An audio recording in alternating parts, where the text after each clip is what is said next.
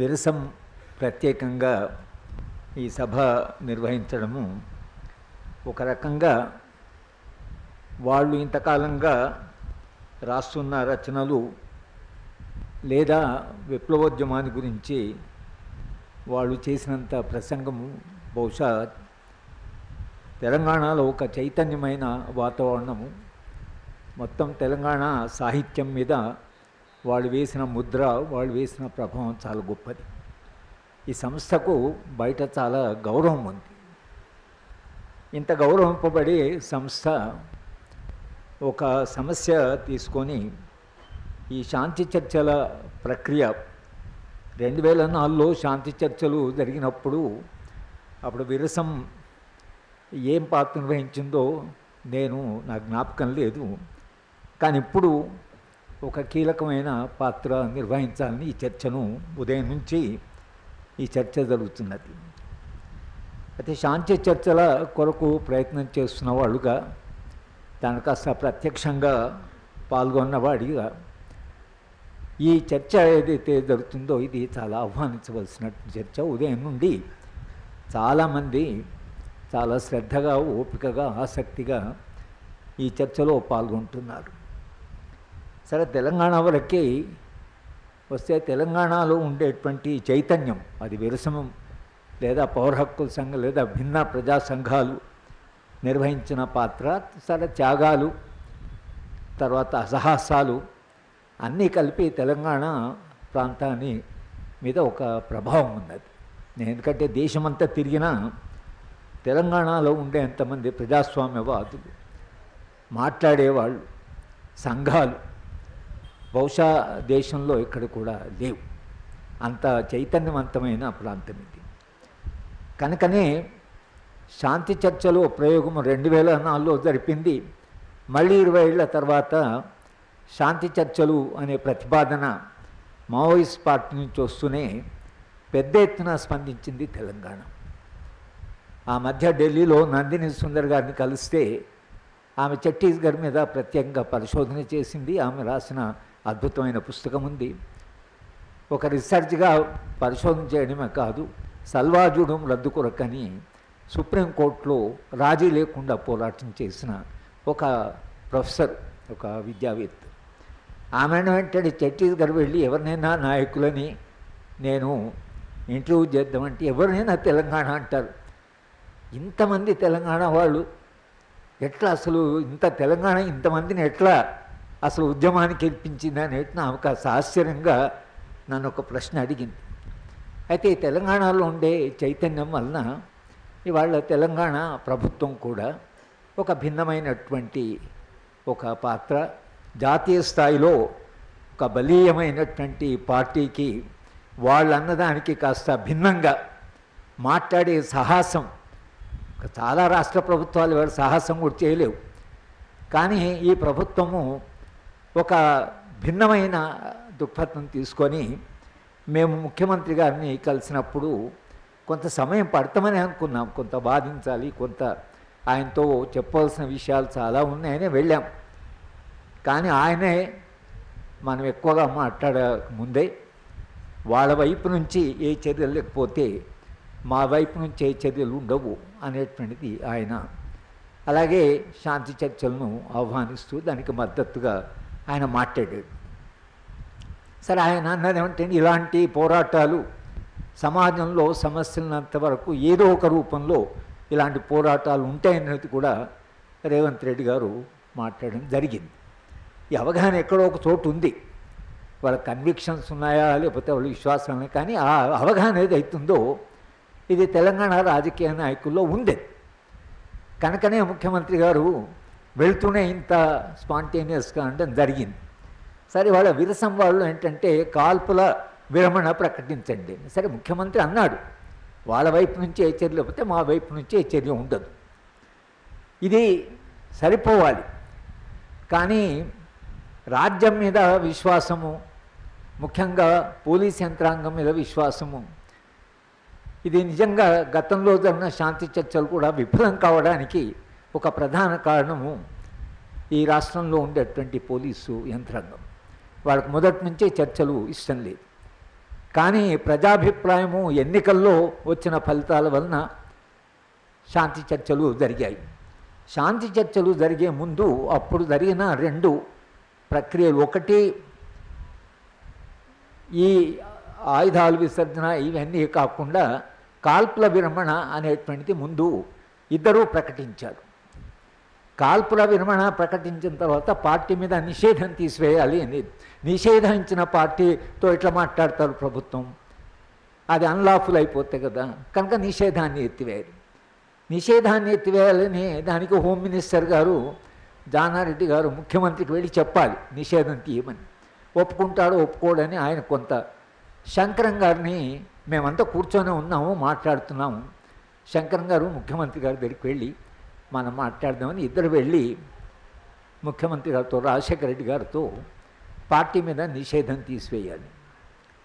రాజశేఖర రెడ్డి గారు దానికి రెస్పాన్స్ ఏమిటంటే, నిషేధం సరే తీసివేసేది మేము ఆలోచిస్తాం, కానీ మళ్ళీ అవసరం ఉంటే నిషేధం వేయొచ్చు కదా అని శంకరం గారిని అడిగారు. శంకరం గారు అన్నారు, మళ్ళీ నిషేధం వేయొచ్చు కదా అన్నాడు. నిషేధం తీసేసినవాడు సరిపోయేది, కానీ మళ్ళీ నిషేధం వేయొచ్చు కదా అని అన్నారు. సరే, ఆ ప్రక్రియ నిషేధం రావడము, మళ్ళీ ఎన్కౌంటర్లు జరగడం జరిగిందనుకోండి. కానీ కాల్పుల విరమణ అనేది ఒక కండిషన్గా 2 వైపుల నుంచి ప్రాణ నష్టం లేకుండా ఉంటే, ఒక శాంతియుత వాతావరణం ఏర్పడితే పార్టీ మీద నిషేధం తీసేస్తే చర్చలు జరగడం జరిగింది.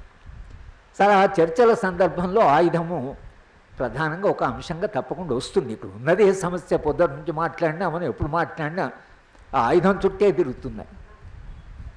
సరే, మావోయిస్ట్ పార్టీ వాళ్ళు ఏంటంటే, మేము ఆయుధాన్ని ఉపయోగించం.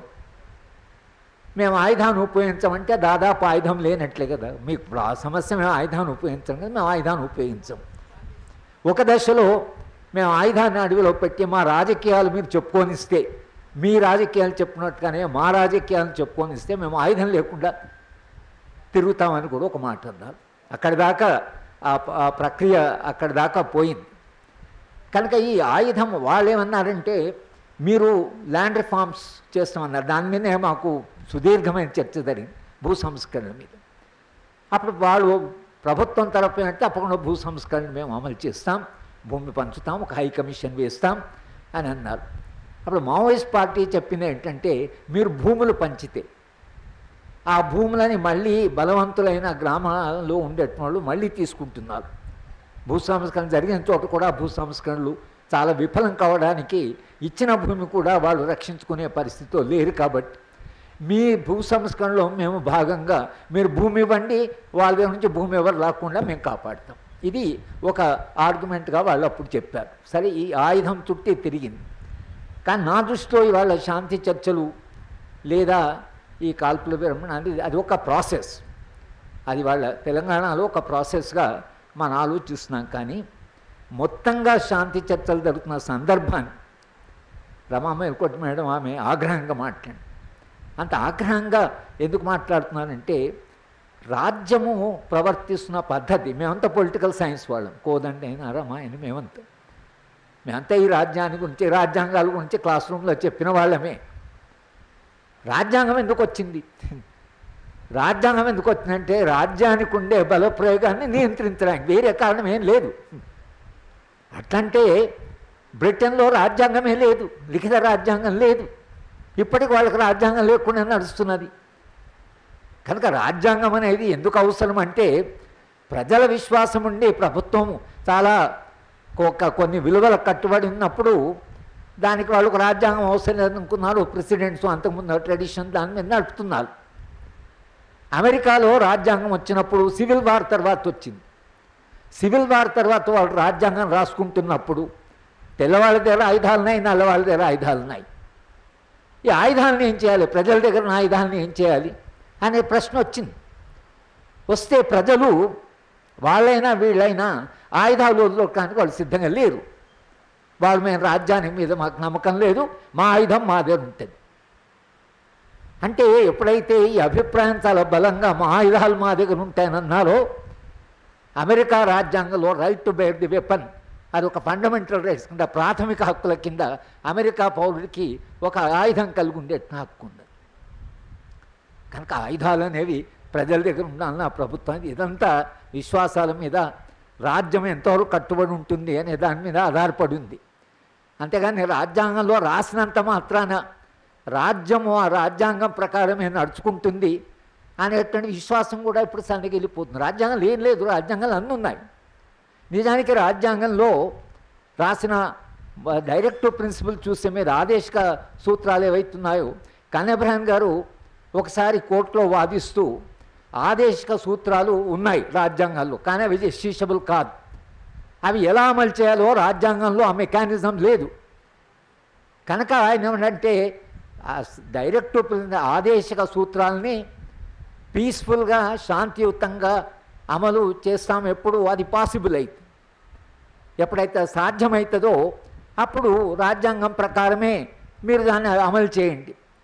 రాజ్యాంగంలో రాసిలేదు కాబట్టి అది if peacefully if possible, violently if necessary, ఆయుధం ద్వారా ప్రజలు అమలు చేసుకోవడానికి రాజ్యాంగంలో రాసిలేదు కాబట్టి డైరెక్ట్ ప్రిన్సిపల్స్, ప్రజలు దాన్ని ఆయుధాల ద్వారా అమలు చేసుకుంటారని ఆయన వాదించాడు కోర్టులో. అంటే కన్నెబ్రహన్ గారికి ఉండే అవగాహన మేరకు ఆయన అలా వాదించాడు. కనుక ఈ వాదన ఏదైతుందో ఇప్పుడు ఉన్న పరిస్థితిలో మన చర్చ ఈ ఆయుధాలను దాటిపోకపోతే, సరే ఆయుధ విరమణ లేదా ఆయుధాలు ఉండాలన్నా వద్దా, లేదా సాయుధ కనీసం దానికి ఒక లిమిట్ ఉండాలి, ఇవన్నీ మనం మాట్లాడుతున్నాం. కానీ మన భయం ఏంటంటే ఇవాళ ట్రైబల్స్ని చంపడం కానీ మావోయిస్ట్ పార్టీని చంపడం కానీ వాళ్ళ దగ్గర ఆయుధాలు ఉన్నాయి అని చెప్పే విషయమే చంపుతున్నారు. కానీ కల్బుర్గిని ఎందుకు చంపినట్లు, పన్సారిని ఎందుకు చంపినట్లు, గౌరీ లంకేష్ ఎందుకు చంపినట్లు, వాళ్ళ దగ్గర ఆయుధాలు లేవు కదా, వాళ్ళు ఆయుధ పోరాటం కూడా లేరు, వాళ్ళ ఆయుధ పోరాటాన్ని విశ్వసించే వాళ్ళు కూడా కాదు. ఎందుకు చంపారు చెప్పారంటే సమాజంలో అలాంటి ప్రభావం ఏదైతుందో, ప్రభావశీల వ్యక్తులు కాబట్టి ఒకరి తర్వాత ఒకరు చంపుతుపోయారు. వాళ్ళ దగ్గర 53 లిస్ట్ ఉండిందట. కానీ గౌరీ లంకేష్ని ఎప్పుడైతే వాళ్ళు ముట్టారో చాలా పెద్ద ఎత్తున స్పందన సమాజం రాడు, వేల మంది, దాంట్లో చాలామంది ముస్లిం ఉమెన్ బుర్ఖాతో నడిచి దేశంలో ఉండే ప్రఖ్యాతమైన ప్రతి మేధావి వచ్చారు, జర్నలిస్టులు, యాక్టివిస్ట్ అందరూ వచ్చారు. ఆ సభ జరిగిన తర్వాత ఈ చంపడం అనేది అయిపోయింది. ఈ ఆయుధాలు ఉపయోగించిన అంటే రాజ్యము ఎప్పుడు అది ఆగుతుందంటే ఒక విస్తృతమైన ప్రజాస్వామ్య కల్చరు, ప్రజాస్వామ్య అభిప్రాయం, లేకపోతే ప్రజల ఒత్తిడి. కనుక ఇక్కడ తెలంగాణలో జరిగిన శాంతి చర్చలకి ఎంత ఒత్తిడి వచ్చింది, ఎంత ప్రజాభిప్రాయం సేకరించాం. మన రామచంద్రమూర్తి అంటే 2-3 వేల ఉత్తరాలు వచ్చాయి శాంతి చర్చలను మద్దతిస్తూ. ఉత్తరాలు అంటే ఉత్తరం ఓపిక కూర్చొని రాయాలి కదా, వేల ఉత్తరాలు వచ్చాయి. ఎక్కడ వెళ్ళినా శాంతి చర్చలకు విపరీతమైన స్పందన వచ్చింది. కనుక కాంగ్రెస్ పార్టీ గెలవడం, కాంగ్రెస్ పార్టీ గెలిచిన తర్వాత శాంతి చర్చలు జరగడం.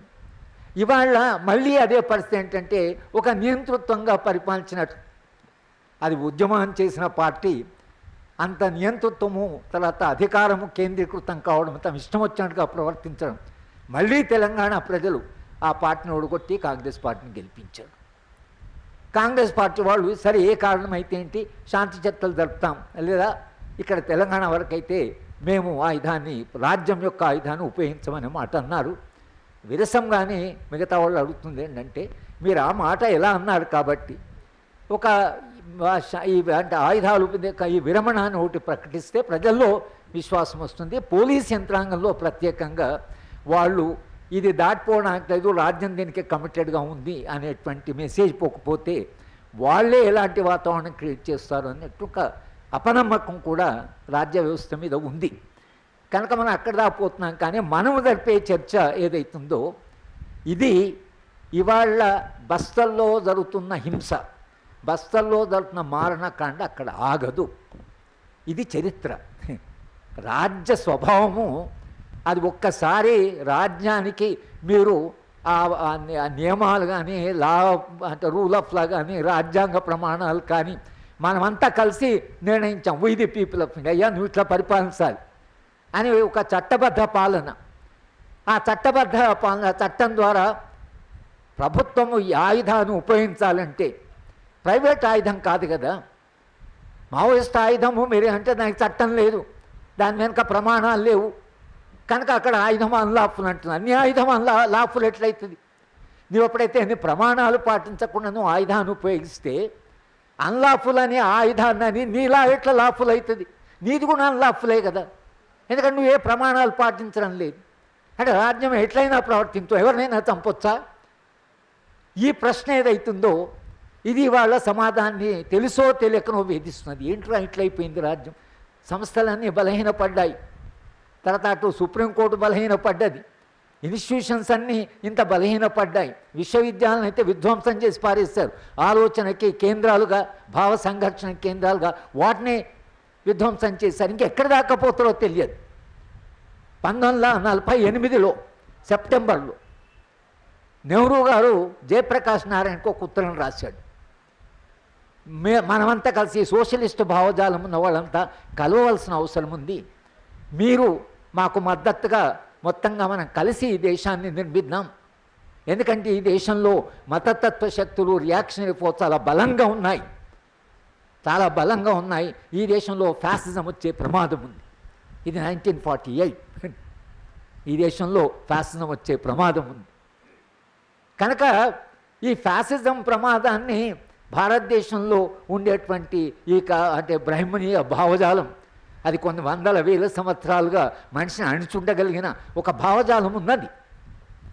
ఆ భావజాలం ఇవాళ చాలా విశ్వరూపం ఎత్తింది. దానికి ఆ భావజాలం చాలా విస్తృతంగా పెరిగింది. మనకు తెలియకుండానే మనుషులు మారిపోతున్నారు, తెలియకుండానే ద్వేషిస్తున్నారు, ఏ కారణం లేకుండా ద్వేషిస్తున్నారు. ఈ ద్వేషం ఎక్కడి నుంచి వస్తున్నది? మనుషులు ప్రేమించుకోవాలి.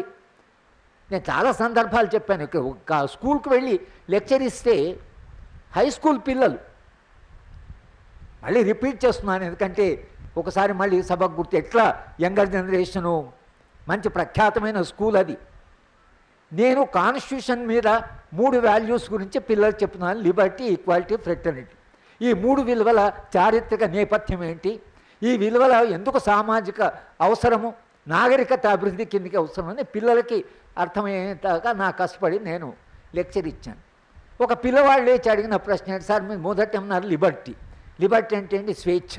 స్వేచ్ఛ అంటే స్వేచ్ఛగా మనిషి ఆలోచించవచ్చు, మనిషి స్వేచ్ఛగా ప్రవర్తించ. మీరు స్వేచ్ఛ గురించి చాలా చెప్పారు. రెండవది సరే ఈక్వాలిటీ గురించి చెప్పారు. ఫ్రెటర్నిటీ అని మనుషులంతా కలిసి ఉండాలి, మనుషులంతా ప్రేమిస్తుండాలి, మనుషులంతా సమిష్టిగా జీవించాలి అని మీరు అంటున్నారు. మనిషిని ద్వేషించడము స్వేచ్ఛలో భాగం కాదా? ఈ దానికి మనం ఏం జవాబు చెప్తాం? మనిషిని ద్వేషించడము స్వేచ్ఛలో భాగం కాదా? మీరు మొదటి చెప్పిన లిబర్టీకి మీరు చెప్తున్న 3వ విలువకి ఒక వైరుధ్యం ఉందని అంటాడు పిల్లోడు. అంటే మనిషి ఏమంటున్నా, పిల్లవాడు ఏమంటున్నా అంటే స్వేచ్ఛ అంటే మనం ఏదైనా చేయవచ్చు. అంటే ఇది ఈ ఆలోచన ఏదైతుందో ఇది సమాజంలో యంగర్ జనరేషన్ చాలా విషపూరితంగా మారుతుంది సమాజం. ఈ సమస్య ఏదైతుందో ఇవాళ బస్తల్లో జరుగుతున్న, ఆదివాసుల మీద జరుగుతున్న ఈ చంపడము, తర్వాత ఇంత నిర్దాక్షిణ్యంగా ప్రవర్తించడము, శవాన్ని గౌరవించకపోవడం, అంటే నాగరికత ఎక్కడి పోయినట్లు? మానవ నాగరికత ఎక్కడి పోయినట్లు? ఇంత దిగజారడం సమాజం ఎందుకయింది? పోనీ ఎక్కడ ఏదో బస్తాలో జరుగుతుంది, ఆదివాసీ పోరాటాలు చేస్తున్నా, అక్కడ ఆగుతుందా? అది ఆగదు. అది మేధావుల దగ్గరికి వస్తుంది, ఆలోచించే వాళ్ళ దగ్గర, ఉద్యమాల దగ్గరికి వస్తుంది, రాజ్యాంగాన్ని గురించి మాట్లాడే వాడి దగ్గర కూడా వచ్చేటువంటి ప్రమాదం చరిత్రలో ఉంది. మాలాంటి వాడికి వస్తున్న భయం అంతా అదే. విశ్వవిద్యాలయం ఒక అసిస్టెంట్ ప్రొఫెసరు ఆర్మీలో ఉండే ఒక ముస్లిం ఉమెన్ చేత మాట్లాడిస్తే ఆయన ఆ ముస్లిం ఉమెన్ను మాట్లాడించారు, కానీ నిజంగా ముస్లింలు గౌరవిస్తున్నారా అని ఒక ప్రశ్న అడిగాడు. దానికి ఆయన అరెస్ట్ చేశారు. ఆయన అరెస్ట్ చేస్తే అరెస్ట్ చేస్తూనే అది ఎవరు ఆమె ఎవరో మున్సిపల్ ఉమెన్ కమిషన్ చైర్మన్ ఎవరో, చైల్డ్ రైట్ కమిషన్, ఆమె కోర్టులో సుప్రీంకోర్టులో కేసు వేసింది ఈయన మీద. ఈయన ముస్లిం ఉమెన్ చేత మాట్లాడినందుకు ఇది ఆర్మీ మీద ఇన్సల్ట్ అది ఇదని. నా దృష్టిలో సుప్రీంకోర్టు అది అంటే అసలు భావమా? ఆయన చెప్పింది ఏంటంటే ముస్లింలు ఈ దేశాన్ని గౌరవిస్తున్నది ఓ ప్రశ్న, దాన్ని కొట్టేయాలి. సుప్రీంకోర్టు లేదు, రాజ్యాంగ సంస్థ దేన్నైనా ఇలా విమర్శించకూడదు, ప్రొఫెసర్స్ భాష ఉపయోగించినప్పుడు చాలా జాగ్రత్తగా రాయాలి అని ఎవరు సుప్రీంకోర్టు అంటున్నారు. అంటే రాజ్యాంగ సంస్థ అంటే ప్రైమ్ మినిస్టర్ను లేదా ప్రభుత్వాన్ని లేదా సుప్రీంకోర్టుని లేదా పార్లమెంట్ని, ఇది రాజ్యం. దాదాపు సుప్రీంకోర్టు తీసుకున్న పొజిషన్ అంటే ఆ రాజ్యాన్ని గురించి మీరు అనకూడదు. అది ఎక్కడికి సుప్రీంకోర్టు తీసుకోవాల్సిన స్టాండ్ ఏమిటి, రాజ్యాంగ ప్రమాణాలు ఏమిటి, రాజ్యాంగ స్ఫూర్తి ఏమిటి, చరిత్ర ఏమిటి అంటే ఒక న్యాయ వ్యవస్థ ఒక ప్రొఫెసర్ రాసిన ఒక పదాన్ని తప్పుపట్టి అంటే అది ఎక్కడి దాకా వచ్చిందని చెప్తున్నాను. ఇది బస్తర్లో అది ఒక పరాకాష్ఠలో ఉంది, కానీ అది అక్కడ లేదు. అది రాను కింది దాకా వచ్చేసింది. విశ్వవిద్యాలయాల్లో ఇవాళ ఎంత భయం అంటే గత 11 ఏళ్ళుగా నాకుండే సమాజంలో నేనుండే విశ్వవిద్యాలయాలతో పరిచయాలు, నా విద్యార్థులు చాలా చోట పనిచేస్తున్నారు, చాలామంది స్నేహితులు ఉన్నారు. ఒక్కరు కూడా నన్ను పిలవడానికి భయపడుతున్నారు. పిలవడానికి ఎందుకు భయపడుతున్నానంటే సార్ ఎక్కడి నుంచి ఏమొస్తుందో. ఒక విశ్వవిద్యాలయ వైశ్నాథ్ నాకు దగ్గర స్నేహితుడు హైదరాబాద్ వచ్చి మా ఇంటికి వస్తాడు. నాకు చాలా అంటే మేము 5 ఏళ్ళు కలిసి రాజస్థాన్ సెంట్రల్స్లో మేము ఎగ్జిక్యూటివ్ కౌన్సిల్ ఉన్నాము. చాలా దగ్గర స్నేహితుడు. ఆయన యాక్టింగ్ వైస్ ఛాన్సలర్ కూడా ఉండే రాజస్థాన్ యూనివర్సిటీ. ఆయన హైదరాబాద్ వస్తే నా విద్యార్థి అక్కడ పనిచేస్తున్నాడు, సార్ను పిలుద్దాం. అది ప్రభుత్వం చాలా ఇబ్బందులు వస్తుంది.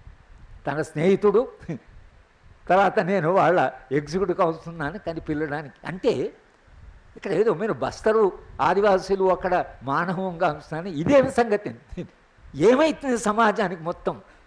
ఇవాళ మనము శాంతి చర్చలు జరగాలి అనే ప్రతిపాదన పెట్టాము. విరసం కూడా చాలా సీరియస్గా ఆలోచించవలసింది. ఈ విధ్వంసమవుతున్నటువంటి మానవ సంబంధాలు, విశ్వవిద్యాలయాలు, సంస్థలో పనిచేసే వ్యక్తులు, ఈ మొత్తంగా హింస, ఆ హింస కింద దాకా వచ్చేసింది. అది ఎంత దాకా వచ్చిందంటే గద్వాల్ లాంటి ప్రాంతంలో ఆమె మహిళ పెళ్లి చేసుకున్నది, ఆమెకి ఎక్స్ట్రా మ్యారిటల్ రిలేషన్ ఉందట, 2 గుండాలను పెట్టి భర్తను చంపించింది. ఇదేమిటి అసలు, వదిలిపెట్టవచ్చు కదా అవన్నీ. ఆమెకి ఇష్టం లేదు, వదిలిపెట్టవచ్చు కదా, అది ఉంది కదా ఇంకా సిస్టంలో. వాడిని చంపించడం ఎందుకు? ఎవరు ఆమె ఎక్స్ట్రా మ్యారిటల్ రిలేషన్ వాడు చెప్తే ఆమె చంపించారు. అంటే ఎక్కడంటే చదివి ఇప్పుడు రమా అన్నది పేపర్ ఓపెన్ చేస్తే ఎవరెవరిని చంపుతున్నాడో ఏం చేస్తున్నారో తెలియనటువంటి ఒక భయంకరమైన పరిస్థితి దేశంలో ఉంది. కనుక ఇవాళ మావోయిస్ట్ పార్టీ కూడా ఇవాళ శాంతి చర్చలన్నా, నిజంగా శాంతి చర్చలు జరిగితే ఏమొస్తుంది శాంతి చర్చల్లో ప్రతిపాదన? తప్పకుండా శాంతి చర్చల్లో ఆదివాసుల సమస్య వస్తుంది, ఆదివాసీ సమస్యకుండా మూలాల సమస్య వస్తుంది. వీళ్ళెందుకు అసలు మనం చేసిన వాగ్దానం ఏంటి, రాజ్యాంగం చేసిన ప్రమాణాలు ఏమిటి, తర్వాత వచ్చిన చట్టాల సంగతి, ఇవన్నీ వస్తాయి చర్చకు. ఎందుకు వాటిని మనం గౌరవించడం లేదని ఆ చర్చ వాళ్ళకు అవసరం లేదు. చర్చలు జరపచ్చు, చర్చలు దాని మీరు ఆయుధాలు వదిలేస్తారని అడగొచ్చు, వాళ్ళ ఆయుధాలు విషయంలో వాళ్ళు స్టాండ్ చెప్పొచ్చు. కానీ అక్కడ అవుతుందని వాళ్ళు అనుకోవడం లేదు. శాంతి చర్చలు జరిగిందంటే దేశవ్యాప్తంగా కొన్ని మౌలిక సమస్యల మీద చర్చ జరుగుతుంది. ఈ భయం ఇవాళ ఈ చర్చలకు ప్రతిపాదనకు ఒప్పుకోకపోవడానికి ప్రధాన కారణం దేశమంతా మళ్ళీ మూలాల్లోకి వెళ్ళి ఒక భయంలో ఉంది సమాజం. తెలంగాణ సమాజం కానీ దేశవ్యాప్తంగా భయం ఉంది, విశ్వవిద్యాలయంలో భయం ఉంది. విశ్వవిద్యాలయంలో భయం ఉందంటే చర్చలే జరుగుతున్నాయి అనుకోండి.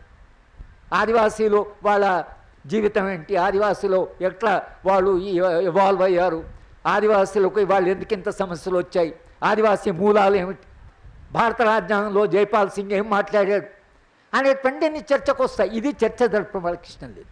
ఎందుకంటే ఈ చర్చ ఒక ప్రజాస్వామ్య సంస్కృతికి, ప్రజలు ప్రతిఘటించే సంస్కృతికి, ప్రజలు పోరాడే అటువంటి దశకు పోతుంది అనేటువంటి వాళ్ళకి భయం ఉంది. ఎందుకంటే వాళ్ళు చేస్తున్న పని ఏదైతుందో, వాళ్ళు అమలు చేస్తున్న నమూనా ఏదైతుందో ఈ దేశంలో ప్రజలకు అంగీకారం లేదని వాళ్ళకి తెలుసు.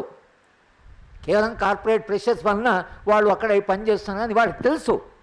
ఇవాళ దీనికి అంగీకారం లేదని ద్వేషాలను రెచ్చగొట్టడం, మతద్వేషాలను రెచ్చగొట్టడం, డైవర్ట్ అటెన్షన్ చేయడం, ప్రజల్ని చర్చించుకోనివ్వడం లేదు. ఏ విషయాన్ని కూడా చర్చించుకోవడం లేదు. మా విశ్వవిద్యాలయంలో చర్చించడానికి మేము ముగ్గురం కూడా మేము చదువు చెప్పినంత కాలము ఆ కోదన్ కానీ రమా కానీ మేము కానీ ఎన్నడూ క్లాస్ రూమ్లో భయపడలేదు. క్లాస్ రూమ్లో మేము ఏం చెప్తామో అదే చెప్పాం. ఇవాళ ఏ క్లాస్ రూమ్లో కూడా అది చెప్పేటువంటి పరిస్థితి లేదు. కనుక అక్కడ శాంతి చర్చలు అనేది మన ఆలోచన మొత్తం సమాజం ఏం జరుగుతున్నది, ఫ్యాసిస్ట్ భావజాలం ఎట్లా అసలు సమాజాన్ని నియంత్రిస్తున్నది, ఈ విశాలమైన చర్చ కూడా జరగాలి. ఇది మేధావుల దాకా వస్తుంది, ఇది హక్కుల సంఘాల దాకా వస్తుంది, ఇది ఆలోచించే వాళ్ళ దగ్గరికి వస్తుంది, ఇది విశ్వవిద్యాలయాల దగ్గరికి వస్తుంది. ఇది ఆలోచించే ప్రతివాడి మీద ఈ నిబంధన రావచ్చు. కనుక సమాజాన్ని హెచ్చరిక చేయవలసిన అవసరం, సమాజాన్ని జాగృతి చేయవలసిన అవసరం ఉంది.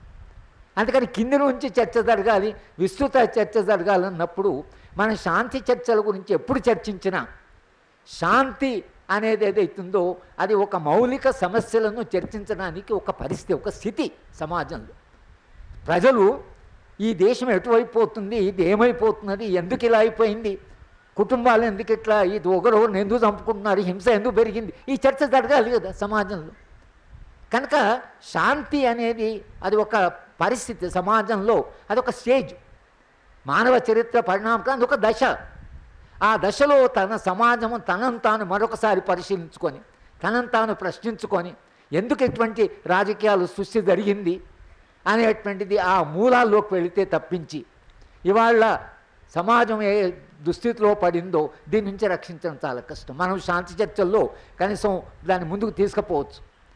కానీ శాంతి చర్చలు నిజానికి వరలక్ష్మి గారు ఉదయం చెప్పారు, తెలంగాణలో లేదా ఆంధ్రప్రదేశ్లో శాంతి చర్చలు జరిగినప్పుడు ప్రభుత్వానికి మావోయిస్ట్ పార్టీ జరిగిన చర్చల కంటే కూడా మావోయిస్ట్ పార్టీకి సమాజానికి జరిగిన చర్చలు చాలా విలువైనవి. అన్ని సంఘాలు కలిసాయి, ఆదివాసీ సంఘాలు, దళిత సంఘాలు, మహిళా సంఘాలు, ఎన్ని రకాల సంఘాలు. పొద్దున వాళ్ళు ఇక్కడ నుంచే చర్చలు పోతున్నాయి, పెద్ద క్యూ, ఓ పెద్ద క్యూ వాళ్ళ ముందర, భార్యాభర్తల సంబంధాల దగ్గర నుంచి వాళ్ళ దగ్గరికి కంప్లైంట్.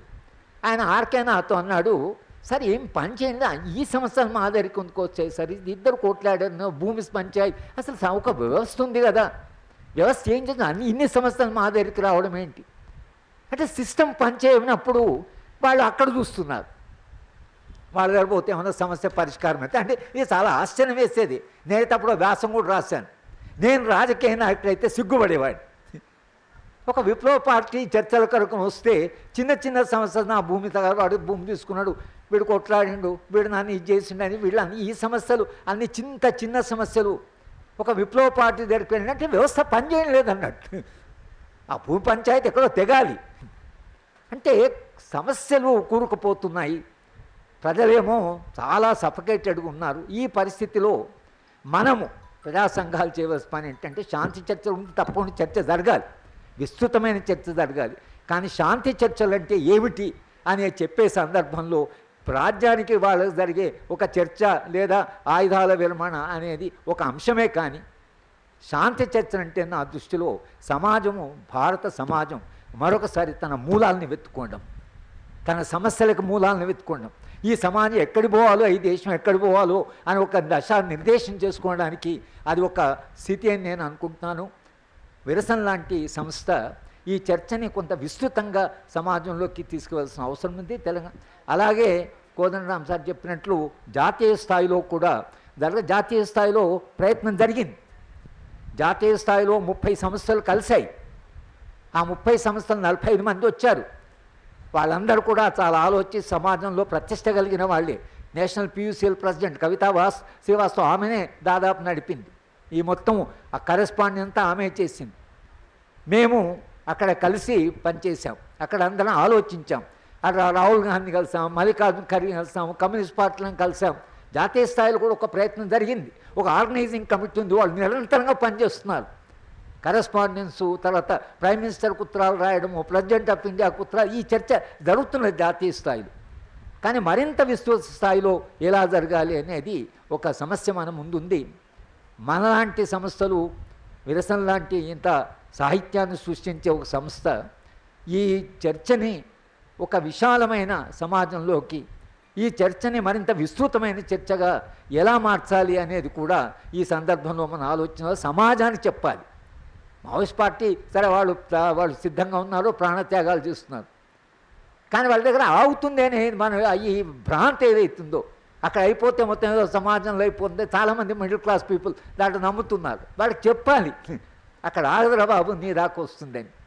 నీ దాకా వస్తుంది అని వాళ్ళకి అర్థమైతే, వాళ్ళు కొంచెమైనా దాని గురించి అవగాహన వస్తే తప్పకుండా శాంతి చర్చలే కాదు, మొత్తంగా సమాజంలో ఉండేటువంటి సంక్షోభ సమయం ఏదో మళ్ళీ సమాజము తనను తాను ఒక ఆత్మ పరిశీలన చేసుకొని మొత్తం భారత సమాజం దానిదాకా పోవాలి అనేటువంటిది నా అభిప్రాయం. తప్పకుండా కాల్పుల విరమణ అనేది అడగడంలో మన ఉద్దేశం ఏంటంటే, కాల్పుల విరమణ అనేది గతంలో కూడా శాంతి చర్చలు జరిగినప్పుడు నిషేధాన్ని ఎత్తివేశారు, తర్వాత కాల్పుల విరమణ ప్రకటించారు. కాల్పుల విరమణ తర్వాతనే రెండు ప్రభుత్వానికి మావోయిస్ట్ పార్టీకి పరస్పర విశ్వాసం ఏర్పడింది.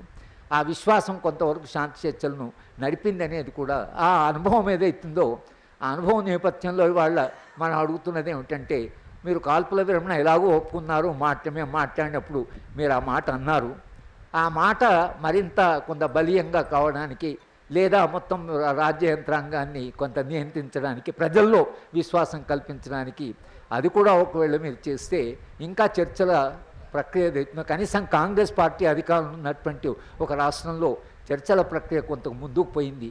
అది కాంగ్రెస్ పార్టీ యొక్క అవసరం కూడా. ఇవాళ ఇంత బలీయమైనటువంటి మతతత్వ శక్తిని ఎదుర్కోవాలన్నప్పుడు కాంగ్రెస్ పార్టీ కూడా భావజాలం కావాలి, కాంగ్రెస్ పార్టీ కూడా ఒక దశానిర్దేశం జరగాలి. ఆ జరిగితే కాడర్ నిలబడుతుంది. కాడర్ ఎప్పుడు నిలబడుతుంది? దానికి ఒక ఐడియాలజీ ఉండాలి కదా.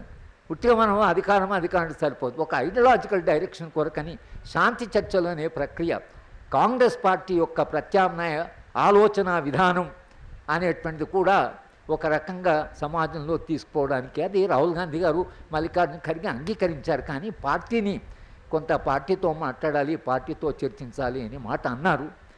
కానీ తెలంగాణ వరకు అయితే ఈ ప్రయోగం చేయడం అవసరమని భావిస్తూ విరసం మిత్రులకు నాకు ఈ అవకాశం ఇచ్చిన ధన్యవాదాలు చెప్తున్నాను.